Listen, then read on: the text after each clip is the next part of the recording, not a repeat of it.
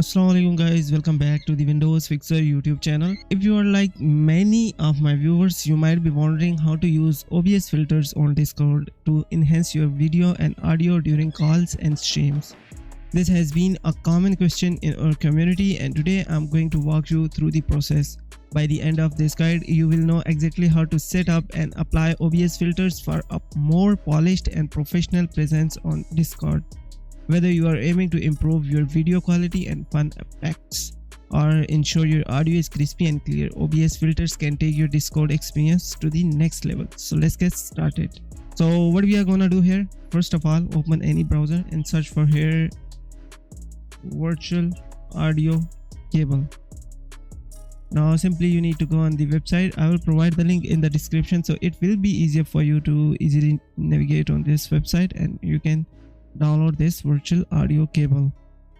So here we are, this is the website. Simply you need to download it for your operating system, Mac OS. Right now I'm using Windows 10. And after finishing the download, simply open the folder and just right click on this, extract in the same folder, and then open the folder. You need to find here the VB cable setup x64-bit. Just double tap on it, and not just double tap on it, right click on it, run as administrator and click on yes. Now click on the install drivers, and then a pop-up will appear. Just click on install.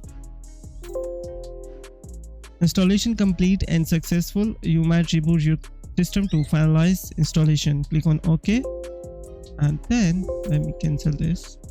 Alright, now the next step is simply you need to open your Discord. Once you open the Discord, now simply you need to do a quick configuration for your Discord. Right now let's join any Discord server, and you can see it's monitoring my microphone. Actually, if you go here voice and audio, you can see we need to set here the cable output.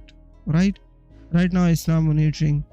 Now we need to configure it in OBS as well. So what you need to do here, open your OBS, go into the settings, then audio, and scroll down. Here you will see advanced monitoring device. So you need to select here your cable input output, and then hit apply. Okay, wait, currently it's not working. See, it's not monitoring because we did not activate the output from here. So you need to choose here the monitor and output. Now click close. Now whatever you are speaking in OBS, it will see monitoring over here, and it's working.